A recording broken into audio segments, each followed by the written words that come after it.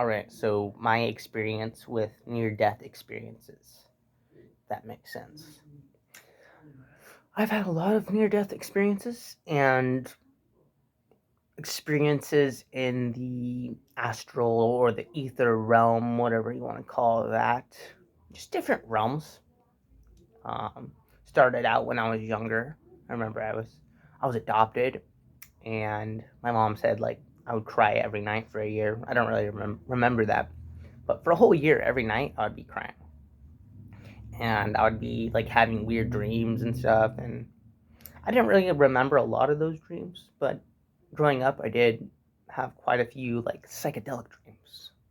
And it's not just like a normal dream where it's in a dream, but there would be always like a weird theme to the dream, like a mystical, like there's a message within the dream. Like one time I was dreaming and I was in cowboy times, and there was this like bad guy, and we got into a shootout, and he shot me in the heart in the dream.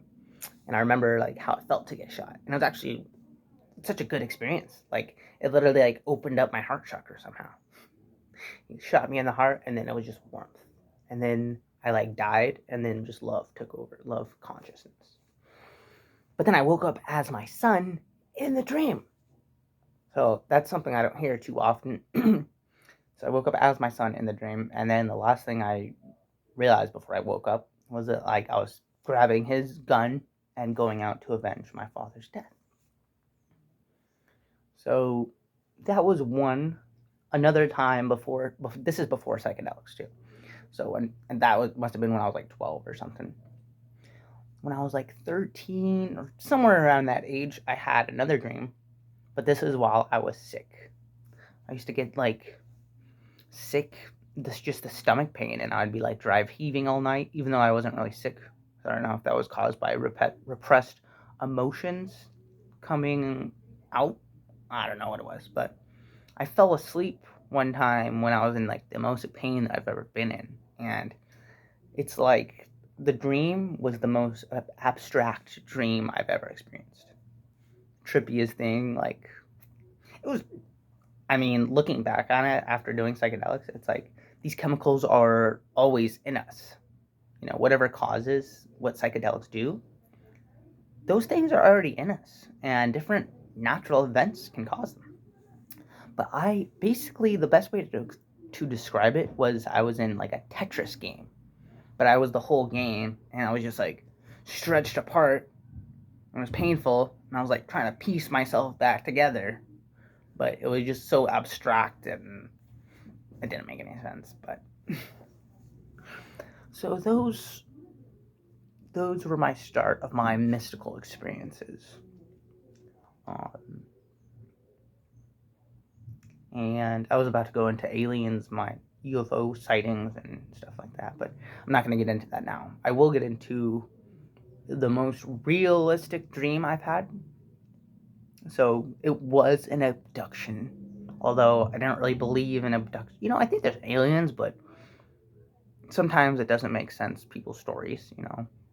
And I can't tell if it was actually real or if it was like an astral. It seemed like it was the most real experience I've ever had. And it was a deja vu feeling, and it was the worst fear that I had inside that I was confronting. So all three of those things all at once. But it was the first night I slept in my car, or like one of the first nights I ever slept in my car. So that might have been what caused it. But I was just living my life like normal, and then a shift happened, and we felt the shift, and we noticed things were changing in the world, and everything was like meta, like there was a deeper meaning behind everything that was shown to me. And I tried to hide, me and my friends tried to hide behind like a reality curtain. It's like we just pulled this curtain, and then we were safe inside this realm. But one of the aliens, or someone that's working for the aliens, was giving out like cakes, and somehow the cake got into the place, and they found where we're at. Okay, just stay with me for a second. It gets cooler. So they take me out. I'm scared, more scared than I've ever been in my life. And at this point, I'm like, if this was a dream, I would be awake, because I've never felt this level of fear before. And I couldn't wake up, and I was there. I was there. So, a couple things that happened during the shift before I got taken up to their ship, and that is one guy that was kind of like just observing the whole world. He ran up to the statue, and like a transformer, he like became part of the statue, and something told me that he was just here to observe everything that was happening, whoever that was. And then I got taken up to the ship, where they showed me 3 different symbolic scenes. One of the scenes was 3 people on a wall, chained to a wall, a brick wall, with their arms and their legs, and they had sticks in their eyes. And they were trying to look around, but they weren't getting anywhere. It was like some sort of insanity, I think, that we can, the deceit that we can go through as a human being, thinking that this reality is real, thinking that we're real, and not understanding the higher truths of reality. Um, but then again, I'm still up to speculation on what that meant. The second scene was a single person, but they were like retarded, not like a retarded person, but like meaning they were trying to do 3 things at once. He was trying to play baseball, he was trying to read a book, and trying to do one thing all at the same time. And so he couldn't really do any of those things. He was just switching between, and it just looked crazy. So that was symbolic for me, just to do one thing at a time, to get my focus down, but still open to speculation. The last scene that they showed me, and this gets into 2 scenes, but I'll share all of it, because it's crazy. It was a crazy experience. But the last thing they showed me before I guess there's 4 things, but the next thing they showed me was that everything on the news, they were creating every weather event, like huge weather event, they were creating. All this conflict in the world, they were like creating everything. But it was for our evolution, I realized in that moment.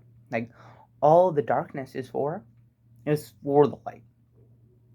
And you have to realize what you don't want. You have to realize what you don't like before you realize what you do want, but what you do like. That's just how the world works, So that was very interesting. And sometimes I still think back on that, and I'll be like talking with people, and I'll come up like, dude, one time I got abducted by aliens, and they showed me that they were controlling the news, the weather, politics, like everything.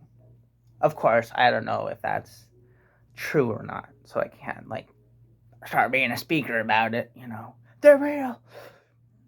Anyways, the last thing that was shown to me in kind of a way, it was more like a test. I don't know, but they showed me to see someone as they really are, and see if they were an alien or not, if they were lying. And that's like, you just look at them with your peripherals for some reason. It was very strange.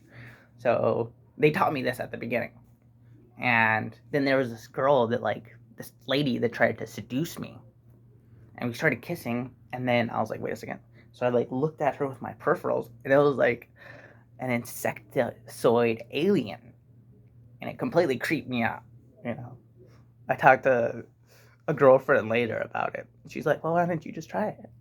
I'm like, maybe I was being a little judgmental. Maybe next time I'll try it. In the moment, though, I was like, oh, hell no. So the funny part is, like, that was a dream that I was stuck in. I was stuck in there. I was completely lucid. Although I wasn't controlling the dream, it was like something else was. And it was a deja vu feeling like I've never experienced. Imagine having a deja vu feeling in a dream times a million. Like, it was so weird. So weird. So, we're constantly having psychedelic and near-death experiences if we're, like, paying attention to them. And different events might trigger different stresses, might trigger us to evolve in different ways. yeah, those are all my natural near-death experiences that were not being used with psychedelics. Let's see here. I guess I have one more.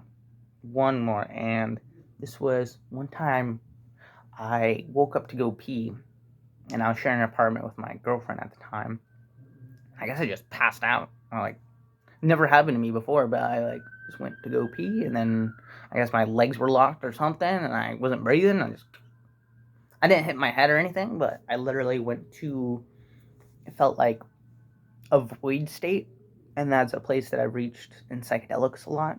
It's like this place where like time stops, reality goes away, and there's just this beingness, this infinite, empty beingness, and time stops there. And so, 30 seconds there, it feels like it could be years, it could be seconds, it could be days, it could be decades. Who knows? But yeah, all these, there's so many experiences that people just brush off, and I think each one of us has there's deeper meaning that only we can really determine by inner reflection. And near death experiences, what they taught me is there's no such thing as death.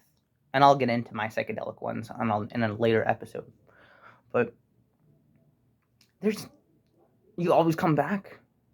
It's like something might get stripped from you, an identity that you thought you were, but it's a good thing it gets taken, because who you think you are, what if you're not really that? What if you're something so much bigger at the same time? Nothing. So thinking that you're somebody, thinking that you're someone, like all of these things can affect um the next life. And so being true with yourself and actually doing a reflection and learning from these experiences, you can go to the best afterlife. I mean, I hate to say it like that. It's not necessarily heaven or hell, but it can be. That's my experiences. Is it's either grand, awesome, horrible, like greatest to the max, horrible to the max, or somewhere in the gray where it's just like non-existing existence. But so far by my experiences, it's what I'm feeling in my heart, how I'm feeling about myself. You know, all the little things that the Bible talked about, all the ancient religions. Treat your brother as yourself. Just all the little things that matter, because we're all one consciousness, and we are in a tiny moment of time that flies by faster than a second in the grand scheme of things. And so it's important to remember who you are before you die.